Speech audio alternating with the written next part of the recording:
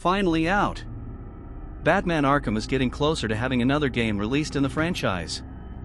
Batman Arkham Shadow had its trailer released, and it's time to discuss all the details and Easter eggs revealed by the game director and studio owner developing the game.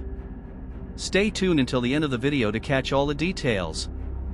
Welcome to Comic Chronicles. Batman Arkham Shadow had the game's story trailer revealed, and there are many interesting details here. Starting with the fact that the story takes place on July 4th, with Gotham City being attacked by Ratcatcher and his followers. Apparently, Rat King will have a role in the story similar to the character Anarchy, influencing many to follow his lead and attack the city. Regarding the villain, he is referred to as Rat King in the preview, possibly being the name of Ratcatcher in the game or the identity he will assume as an evolution of Ratcatcher. It's also possible to uncover details about this villain's past in the game's Arkham Asylum and Arkham City through Easter eggs found in those games. I talked more about the details of this character's files present in those games in a previous teaser video. Click on the card that appears on your screen to learn about this villain's past in the Arkham series. It's likely that Camouflage used these files as a base to develop the story of Otis Flanagan for this new game. In the prequel comics of Batman Arkham Origins, Ratcatcher appeared for the first time, where he accepted an offer from Black Mask to help conquer the city. Apart from Rat King, other villains will have their origins explored in Batman Arkham Shadow, such as Harley Quinn, Scarecrow, and many others. Harvey Dent is present in this game, still as a public prosecutor. Will we witness his transformation into Two-Face? It would be interesting to see. Regarding the villains, the face of Jonathan Crane without his Scarecrow mask is revealed in a scene where he is on the courthouse stairs. He is seen putting on his mask, and his tie is made to look like a noose.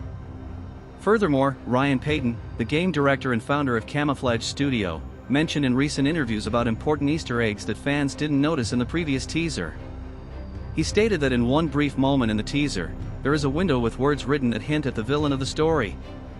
This villain is also referenced when the word Wrath is highlighted on a wall.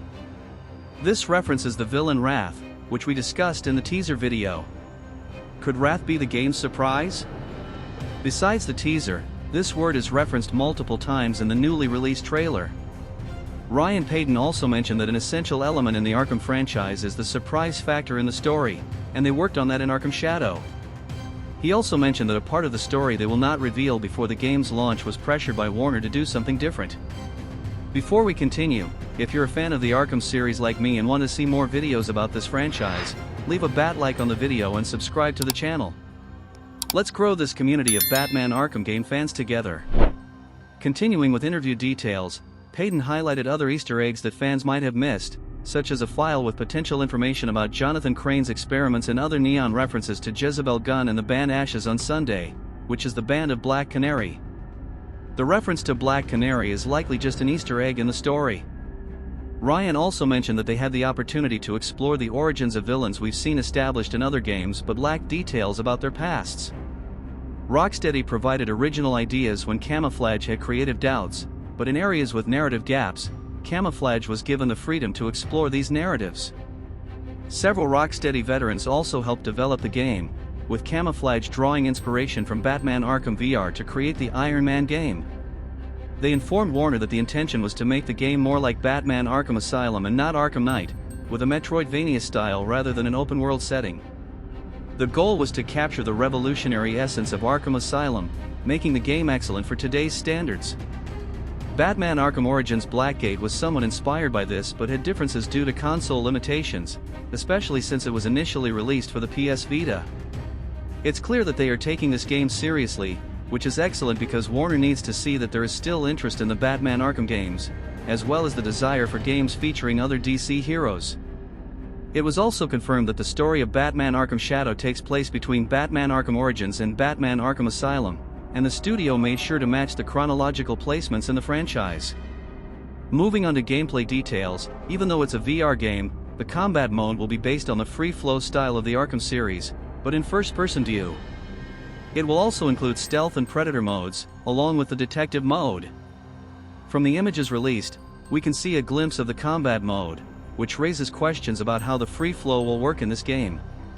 Initially, it seemed impossible to replicate, leading to concerns about causing nausea since Batman performs various acrobatics in free-flow combat.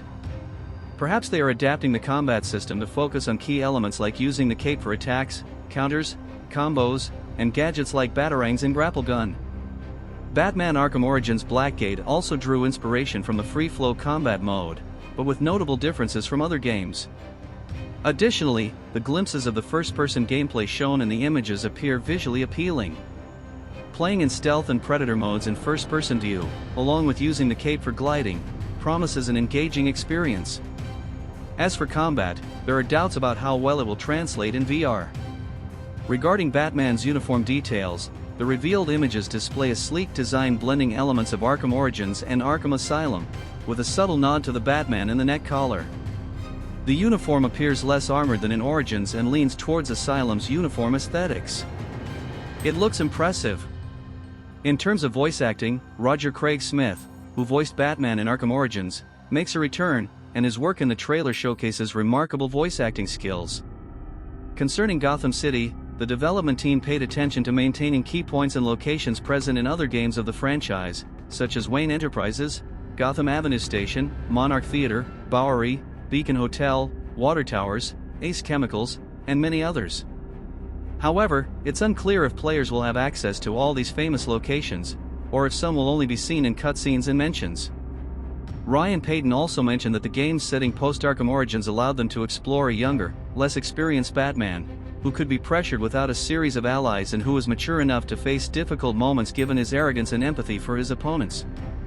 The trailer also reveals that Gordon becomes commissioner and that at some point in the game, Gordon and Harvey Dent are kidnapped. A broken bat symbol in the logo suggests something significant in the plot. Compared to Arkham VR, this game seems to have a compelling story, and I'm excited to delve into it. However, the major downside is that it is exclusive to MetaQuest 3, limiting the accessibility for many players. I enjoyed the trailer and am intrigued by the story, but personally, the VR aspect is a drawback. While we want more Batman Arkham games, this may not be the type of Arkham game we were expecting, particularly in terms of character control. That's my take on it. Now I'm eager to hear your thoughts. Did you like the trailer? Do you also feel that the VR aspect is a significant downside? Share your opinion in the comments, like the video if you enjoyed it, subscribe to the channel, and activate notifications to stay updated on everything happening in DC and Marvel every day. Thank you very much, and see you in the next video.